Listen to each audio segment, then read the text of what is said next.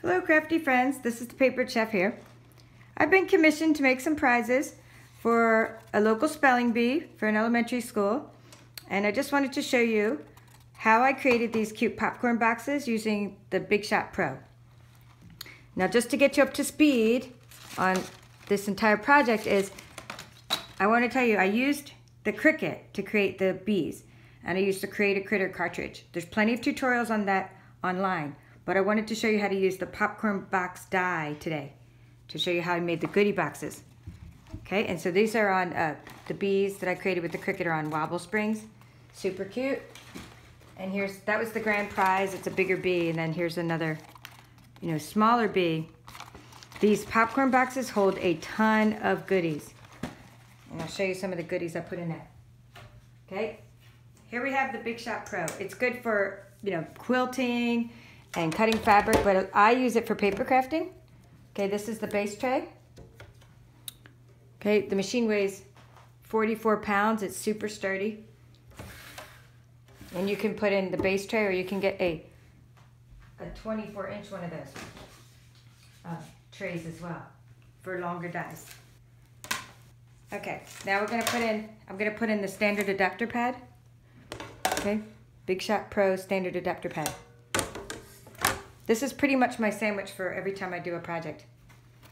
Okay, and then I'm gonna put in a cutting plate.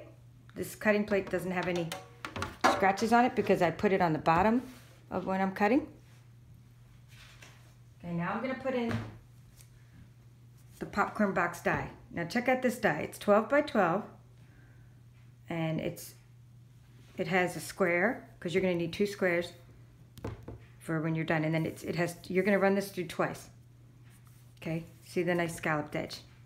Okay, I always put the die down next, and then I put my paper face up. Now right now I'm using this really cool textured paper. Okay, and here's the card stack, and it's called the Brights Card Stack Design Cuts with a View. So it's this company. I'll have a link to it. You can get this on Amazon. Okay, so this is really nice textured paper, and the boxes stand up really well, and they cut really well. And you have to, consider that you don't want to cut through the paper. Now the only thing about this die is when you put the paper in, you have to do it at an angle. See? Because if you just put the paper in like this, actually you can cover it up. Some of the dies you have to put in an angle. Okay, but still, a little bit of an angle, and just to cover the whole popcorn die. Some dies you don't have to do that with. Now, I always, just to make sure the paper doesn't slip, I take painter's tape, or in this case, I'm just taking washi tape. Okay, I just tape down the paper because I don't want it to slip. Because if it does, part of the scallops get cut off. Okay, next, and never cut 2 pieces at once. Just cut 1 piece of paper at a time because of the scoring. Now, because there's a lot of scoring, I'm going to use what's called a premium crease pad. I could use another cutting plate on top, but a lot of times that makes the die cut right through the paper. Okay, I'm going to go ahead and push the whole sandwich through. It is effortless. So if you have a problem with like arthritis or something, or just aside from getting this 44-pound machine to where you need to get it to, this is a great machine for you because once it's where it needs to go, it's very, very easy to turn. And then I'm going to show you can just put the paper right through and go the other direction. Okay, let's just pull that off. It's seamless. I mean, not seamless, effortless. Okay, we're gonna just save these squares. Okay, and there's half my popcorn die. Half my popcorn box. Great scraps. If you can see this texture close up, I'm sketching on it. It's just great textured paper. So we save our scraps for other things, like you can use the punches with them. Okay, and here's my popcorn box. Okay, now let's do that one more time. But like I said, we don't have to rearrange anything. The machine is on that side. So I just go ahead and I'm gonna load the paper up again, making sure I cover that square. I can reuse my washi tape to make sure my paper doesn't slip. And this time I'm just gonna go the other direction. Okay, I'm just gonna roll the die through. I'm gonna put the crease pad on top. Now I alternate like flipping my crease pad because I don't want it I don't want it to get like curdled and bent the same way. So now I'm just going this way. Okay. There you go. And there's the rest of my die, popcorn box die. Okay, so here we go. Now I'm just gonna simply bend. Make sure I'm in the camera view. Okay, good. Okay, I'm bending along the score lines, which are easy to see. And I'm gonna use rolling adhesive to put this together. Okay, here's the other piece. Now what you do is you just make them both the same, and then the box goes together well. So like if I bend it that way, I do the next one the same way, and then the box will go together well.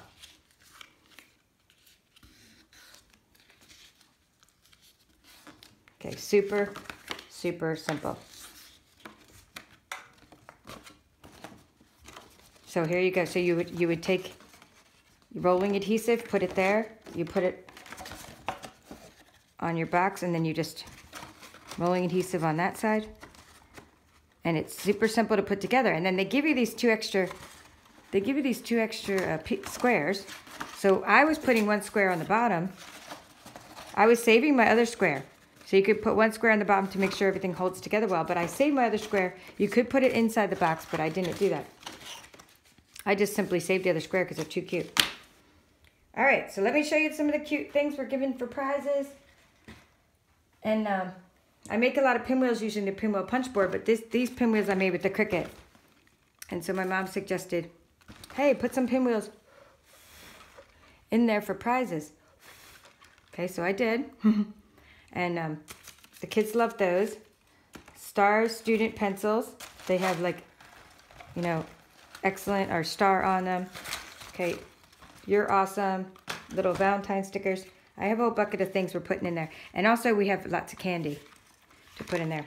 So little glasses, little Valentine. You can get these at the dollar store, by the way. These little Valentine stickers. These you can get like a basket, a treasure box basket from Oriental Trading. So that's a little magnifying glass.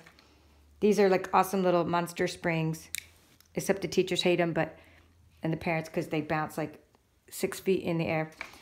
We have little rolling airplanes, spinning tops, erasers, okay, and stickers. So these are just things I'm going to be putting in the boxes, plus candy, maybe lollipops. Not really chocolate or anything like that, but maybe, you know, lollipops or some kind of hard candy. Okay, so that's what's going in the boxes. So that's the project. So the boxes were easy to create. The Cricut bees took a little bit longer. Now for the Cricut bees, I want to show you that I used a yellow cardstock, a brown cardstock. Then I used glitter paper. I could have used Wink Stella or some kind of glitter pen on the wings, but instead I used glitter paper. And then black cardstock for the back. And I made 3 different size bees. And I showed you the grand prize bee and the wobble spring and the smaller bees. And then I want to show you what I did with the very tiny bee. Okay, my friend has a beehive and he makes honey. He makes natural honey, local honey. Okay, so I created these super cute little treats. Okay, I'm gonna put a bee on that one too. But I lost my wing in the sticker machine, and part of so I will be putting a little bee on that one. Okay. The little honey spoons I got from,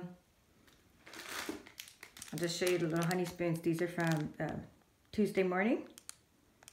Okay, they were 10 for $1.49. I got the little stickers from a store, like a little sort of junk store. I used these for the sweet sentiment. I used an old paper pumpkin kit. It's called Cute Conversations from Stampin' Up. And I inked around the edges. I then punched it out with the Everyday Label Punch, and then I inked around the edges using pumpkin pie. I had a little pumpkin pie Stampin' Spot. Okay, so that's how I created this little thing. And then this here for this little project is the wood crates die from Stampin' Up. And I'll have a link to my blog for those materials. And lastly, I'd like to say, after you make your cute little, let me just go in here for a second. You use the Cricut and you make your cute little bees. Now I want to make this cheeks visible. I don't like the little cheeks that come with the Cricut. These little circles that you put on the bee. I mean, they're super adorable, but I instead chose to I used a little sponge dauber, and I inked the little powder pink, like an ink color we have. I inked the edges of the bee to make those cute. Okay, so thank you for watching the Big Shot Pro demonstration. And be sure to check out my blog at thepaperchef.com for a full set of instructions and materials used. Thank you.